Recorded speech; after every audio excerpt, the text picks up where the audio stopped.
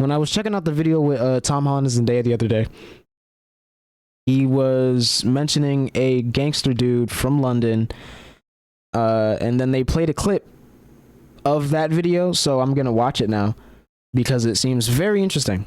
London gangster on the one killing that haunts him. As far as I know, he said he didn't like being called a gangster, so I'm gonna stop referring to him as that because I don't know what he's up to now.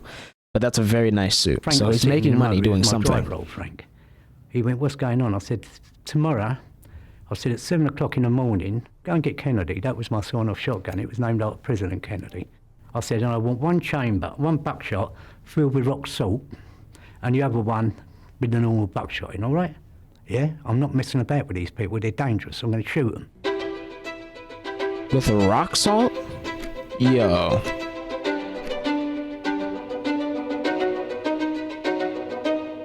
People called me a gangster. I didn't like it. One guy called me a gangster, so I stuck a gun in his mouth and educated him that I weren't a gangster.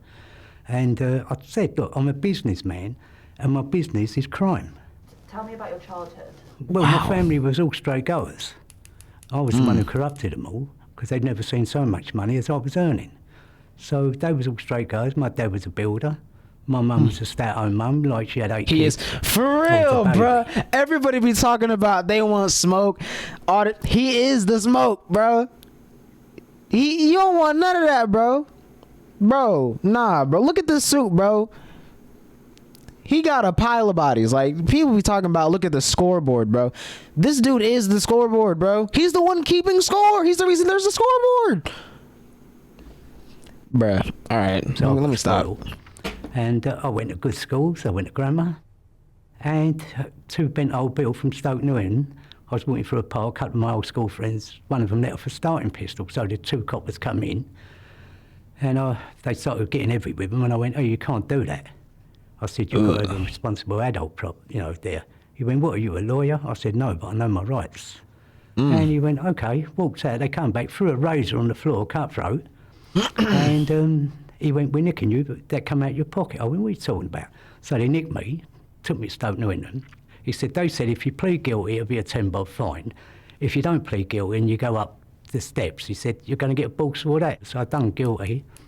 When I've gone back to work, of course, they've read it in the newspaper. I lost my job. And with a criminal record, it was very hard to get another job. So what opened up to me, I thought, if you're going to make me a bad guy, I'll show you how bad I can be. Can you talk to me a little bit about it? What was the first thing you did? We was bashing people up for money. And they said, this guy owes us 500 quid. Well, in them days, the average man was earning 12 quid a week, so 500 quid's a lot of dough. And I would give you 10%. So I thought, that sounds good to me. It's a good bit of business, So I'd go out and bash them up, because they took a liberty anyway. They'd try to rob the geezer, turned him over. So I didn't mind tuning them up. And I got my bit of money. And then I thought about it. I thought, I'm taking all the risk and you're earning all the dough. And I don't need you. I now know how it works. They educated me. Worst thing they done. Someone said to me, do you want to come on an armed robbery? I went, yeah, all right. I'm only sort of like 16, 17. And I had the gun. And we held up a post office van. And it had nothing in it. They told me it was... So I made a right mug of myself. I don't mind admitting it. I really messed it up. And we went up the Old Bailey, and I got a senior detention centre for 6 months. Very brutal places in them days, it would be done there for child abuse, And I see them beating kids up, and it brought out an anger in me. And when I come out, my dad was waiting, bless him. He went, no more guns and all that. I went, no. I said, leave it to me. And when I got out, I put my own firm together then. And they were all hungry, they all had criminal records. Tell me about your firm then, what were you called? They just used to call us the chaps, the chaps are about. And I always dressed nice. I don't like that. And I come out and I thought to myself, right, there's business to be done here. So I noticed that there was a lot of Chinese Indian shops opened up. So I had the bricks put through their window for 2 times. Then I went into them and I said, look, we can stop this happening for you, It's not nice. I said, people sitting down here trying to have a Chinese or an Indian, and a brick comes through and it's inside here, it ain't going to come back. But we can stop it happening for you, yeah? And if you get a problem, you can phone us and I'll come and sort the problem. And I'd already Mafia had a business. reputation then for carrying a shooter. So we started up the business, the insurance business. The Some people call it insurance. extortion, but it was an insurance business. Then I just realized I muted by accident. I don't know why it does that, bro. I gotta figure out how to not mute when I press space if it's on. Anyways. we had a bit of gang warfare. Who was that with? All the little firms, because there weren't enough money for all of us, you know, so I wanted it all for us. The cake weren't big enough to, well, have a little slice when you can have a big slice, you know. It was just business sense. I didn't hate them, I didn't dislike them, you know, good luck to them, but don't step on my toes, you know, because I want it all. Talk to him, bro. Yeah, G for real. Well, they did, and I fired guns at them, and then they realised not to mess with me, so it was cool. But it got to a bad, really bad stage, you know. I got done for a bank robbery. I got not guilty on that. But then I think the police targeted me. They knew I was bang at it. They used to come in the pub and I'd be sitting there, because in them days I didn't drink. I drank a bit of lemon, you know. And they used to walk in and go, hello, Mr. Cummins. So I used to go, hello, because, you know, being polite. And they used to say, we'll get you. We're watching you. We're going to get you. We're going to put you away for 30 years. Because this was about the time that the Crays and the Richardsons was going away for 30 years, and like train robbers. So they're talking big numbers now. Where before you used to get 5 or 6, you know, but now you're talking double figures, which is a serious bit of work, you know. It got to a stage where it became ridiculous. Like if someone got cut or shot, it was Bobby Cummins' that firm done it. If they caught a cold, it would be me who give it to them. If there was a car accident, I arranged it. You know, it got really ridiculous. What made you graduate from the kind of racketeering and that stuff to more of the violent crime? Well, the thing is, I mean, we was coming up against violent people. There was other gangs, you know, who wanted what we got. And no way they're going to have it. I mean, at one stage, I'm sitting in the pub, all my pals having a drink because they were drunk. And Tony the Greek come in to me. He said, you know the fish and chip shop where your mum and dad goes? I went, yeah. He said, well, they're in bits. He said, like, a couple of Turkish guys got their daughter on heroin and trying to get her out on the game. And I went, do what? He said, yeah. And I know this family. They're hard working people. You know, they're in that fish and chip shop from dinner time, working through to night time, you know, covered in grease, and they're nice people. Yikes. He said, and they know about you, they've heard about you, and they want to talk to you, make it go away. I said, okay. So I got up and see him, and he had this biscuit tin, bless him. And he opened up the biscuit tin, he had rolls of notes in it. He said, Bobby, he said, you know, he's crying, his wife's crying, and I felt bad, you know. And he said, you know, these people, terrible people, you know, told me what they'd... He said, and we don't want a problem. We work people. He said, you know. I said, don't worry, I'll make it go away. So he gave me the biscuit tin, and it was their savings. And I don't take money off of them. I'm going to nick it off of people who really got it. So I said, no. I said, what you do... Robin Hood. If we come in here, we get fish and chips free, and if my mum and dad come up here, you give them their fish and chips free, OK? I said, and that's the price. He went, no, take them. I went, no, I don't want your money. So I've come out, and Frank was sitting in the motor. He was my driver, old Frank. He went, what's going on? I said, tomorrow, I said, at 7 o'clock in the morning, I said, bring the car round. So he said, what are we going to do? I said, we'll go and get Kennedy. That was my sawn-off shotgun. It was named after President Kennedy, because my birthday's 23rd November, and he got shot on the 22nd, so I named the gun Kennedy. I said, I want one chamber, one buckshot filled with rock salt, and the other one with the normal buckshot in, all right? Yeah, I'm not messing about with these people. They're dangerous. I'm going to shoot them. So we go round to this lockup, and they had this, like in them days, they had these little lockups, you know, under the arches and all that sort of thing, or in little back alleys. And they had a car business there they was doing. So I got out the motor, got the sawn off, one's under the car, I walked in and I shot him through the leg with the rock salt. He was screaming, but rock salt was good because it melted away and left no forensic. You know, when the blood hit it, it melted away, that's why I used it. I walked straight into the office, I threw my coat back, pulled out the sawn off, and I went, I'll blow your fucking head off. I went, how about that? I said, if you ain't off the manor in 24 hours, I'm going to blow your brains out. What does it feel like to shoot someone? Wow. Well, I weren't shooting in my head, right, because they used to say, how they do it, so you don't feel bad about it. They'd say, we've got a rat. So you dehumanise them, they're not a person anymore, they're a rat. So what I'm shooting is vermin. So I had no problem with that. And they was doing better things to people, you know, terrible things. And so they knew the name of the game when they was doing it, so they knew the rules. If you're a rat and you roll over, you get shot or killed. So it didn't matter to me in them days. I didn't. If you started thinking when you're going to shoot someone, you start thinking about wives, kids, grandmothers and all that, you couldn't do it. So you've got to dehumanise them. so that they're just an object to be targeted, and you target them and you do it. And you watch them because you don't want to be talking to one of their pals if you're going to shoot them in case it went back to them and they'd be on guard and it'd be harder to do. So you'd have to stalk them for a little while, know their whereabouts, what they're doing, where they go, who they talk with, you know. And then you'd find a place, you isolate them and you shoot them then. Ice cold. It's like anything where you're shooting them, cutting them. Once you've done one, half a dozen ain't too many. Because if you live with that, you become hardened. And that's why it's very hard for you to show love and emotion, that sort of thing, because you've got to bring the shutters down. Because if you don't, you'd go insane. Or you put one in your own mouth, you know? It's like an evolving thing. You go from one step to the next step and it gets more violent, more aggression. And in the end, it don't matter because you're only doing rodents anyway. You know, you're doing rats. There's three people. They weren't killers, bro. They were just exterminating. Oh my goodness. You can't do in this world, yeah? You can never do if you're a villain. And there's a straight goer, yeah? It's the media and Old Bill. You've got to be a lunatic if you shoot Old Bill, because they're never going to give up on you. You shoot the media, it's all over the papers, and you're not going to earn no money. It's not profitable. You know, and this is where people got me wrong. They, you know, that guy called me a gangster. I found it really offensive, you know? To me, everything was business. It didn't matter whether I liked you or didn't like you. If someone said to me, there's X amount of pounds, we're on shot in the leg, I'm going to look at it and think, right, if I shoot him, I get caught, I'm going to do this much jail. If I'm clever and I don't get caught, that's my money if I shoot him. So it's not as glamorous as people think.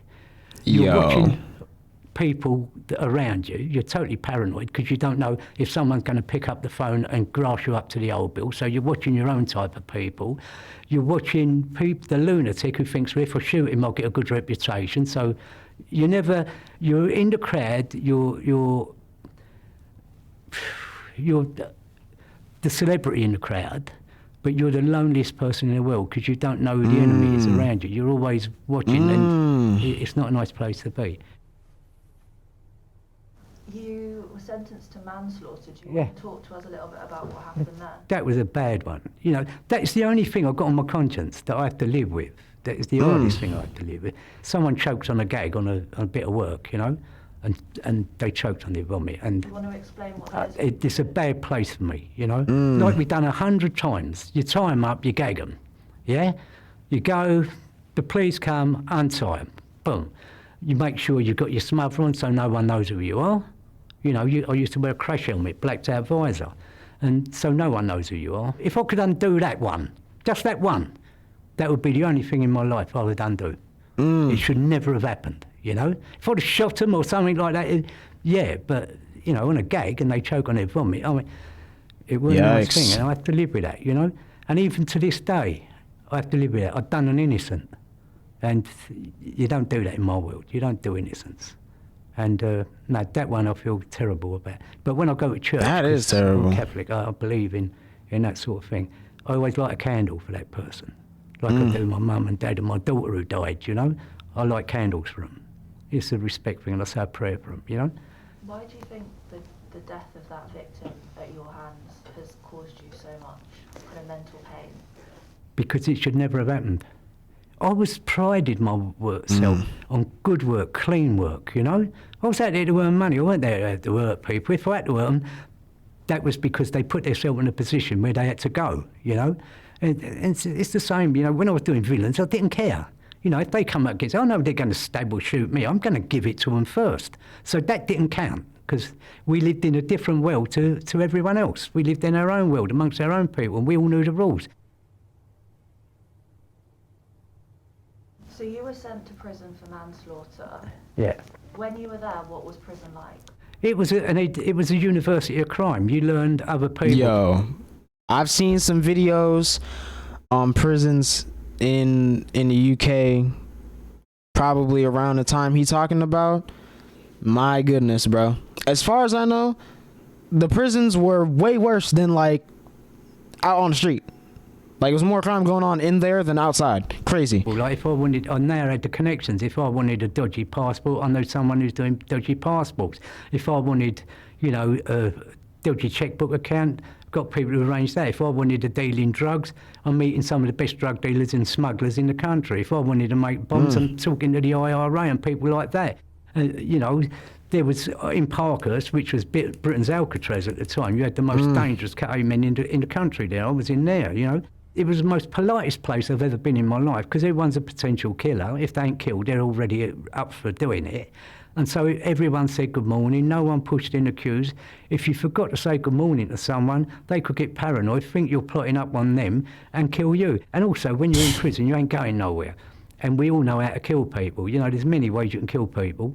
One of my pals, they had food boats, he took an onion, and it was another geezer had already nicked it. And the guy went, that's my onion, and he went, go on your bike, because he could have a row, he was a boxer. And the guy stabbed him through the heart with a butcher's boning knife and killed him, so he died over an onion. You didn't serve your sentence in KA prisons, you survived KA prisons, you know? It sounded just as violent as the streets. No. Prison was worse than the streets. In the streets, you could have a punch up, a carve up. In there, you're going to get killed. What was life like then when you left prison? It was easing up a bit. Well, they shut Parkhurst down in the end, and so the KA prisoners there and the violent, extremely violent, organised crime units was all moved to like Belmarsh, Long Lartin, places like that. Was it hard saying goodbye to your criminal past and going straight? Well, my wife had my daughter, was pregnant with my daughter, and I made a rule that my daughter would never sit on the other side of a prison table. I'd never let her experience prison. I lived a quiet life, you know. I didn't go back to London. I went to live in Kent, you know. And I saw the beauty of things. When you're locked up, like you go out, you walk through a park, you're on your way to work, you're walking through a park. You don't see what's happening in that park. But to me, I'd stop, I'd look at squirrels, I'd look at trees. I used to sometimes do really weird things, like take my shoes and socks off and actually walk on damp grass, you know, just to feel what, because I didn't have them experiences. I was in a concrete tomb. I was buried alive in a concrete tomb for years. I look at it now and I think to myself, I've got such a beautiful life now, you know. I've got peace, you know. Now I've got a sweet life. And all the people in the village where I go, they all know me. I get on well with them. I'm very polite. And, you know, if some of the old girls, I'm in the shop and they can't afford, you know, the bread, or they can't afford this, I go, I'll put it on my account and I pay. And it's that little bits of kindness, not throwing it, here's 20 grand. It's like, go on, I'll do that bit of shopping for you. But that word goes around that village and they go, no, he's a nice guy. So I'm known as a nice guy, and I like that. Even the little kids go, oh, hey, Bobby, hello, Bobby. I go, all right, how's it going? You been a good boy? Yeah, well, no. And off they go. But then I really got into the education. I was going to schools, de-glamorise crime. I was going to prisons and talk to prisoners and de-glamorise. I say, this is what's going to happen to you. And I can get away with that because they know I'm doing it, I'm talking from experience because I've done it. And you don't get any worse than killing people, you know, so people take you very serious. They don't want to upset you anyway because they don't know if you still do it on them. Would you have ever thought back in the day when you were committing those crimes that you would be kneeling in front of the Queen collecting an OBE? No, that never entered my head. What? I did what I did because I believed in what I was doing. I didn't want another kid having the life I have. I'd like them to have the life I got now. It's very nice, thank you. So I had this letter and it said, you know, Buckingham Palace, one that you've been honoured with, on the Queen's honour list, New Year's honours list, and we want to give you the OBE, and you have to accept it, because, wow, you know, will you accept it? And I phoned them up. I thought it was one of my pals made a moody letter up and having a laugh. So we phoned them up and they went, no, this is serious, will you accept it? Well, I'm a total royalist, so of course I'm going to accept it. I said, of course. I go there and you go through this side entrance. And as I'm walking up to the front of Buckingham, well, I pulled up in the car, as we get out of the car, Buckingham Palace, I'm looking at Buckingham Palace, and my head flicked back to when I was a kid, and my dad used to go and take me to watch changing the guards and that. And he said to me one day, he said, see them people there?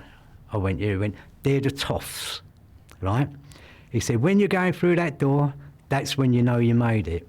And that day I walked through that door, I thought, I wish he was alive there to see me walk through the door, because all they'd seen me was as a villain. They didn't see me as a straight girl because they would died. And I'm standing, but yikes. I'll tell you what, I don't fear no one. I don't fear nothing, I don't fear no one. But I stood in front of her, and it was a really weird feeling. It's like your mum standing there, you've been a naughty boy, you know. What did she say to you? She said to me, "You've got a very..." Because everyone asked me that. What did she say? And she said, "I must say, I've never met someone like you. You've got a very colourful background." Well, I thought that was the poshest words of someone saying to me, "Cool, you've got a lot of form." You know what I mean? You bang at it. Your OBE must have been a really proud moment. What advice would you give to your younger self? Forget religion. Forget colour. Forget sex. Boils down to, in life, two things. Are you a good person or a bad person? That's all it boils down to. Do you ever miss the old life? So I had to go through hell, right, to appreciate heaven. And that's what it is. You have to see ugliness to appreciate beauty. You have to witness hatred and venom to appreciate love and kindness. Yo, W story, bro. And I see him look at me, and he had a thought, and now I know what the thought was. I've got to kill him. And he just walked up to me, and he just went, bang, bang, straight in the head. Yikes. Bro, he was. I'm gonna watch more of these, bro, because I've watched a few of them before. It's a very interesting like show, I guess. But that right there was an amazing episode. Like I really enjoyed that, bro. Like you can tell he's a good dude. And you can also tell that he was about it. Like about it. That was amazing, bro. That was amazing. Shout out to that dude, bro. High key.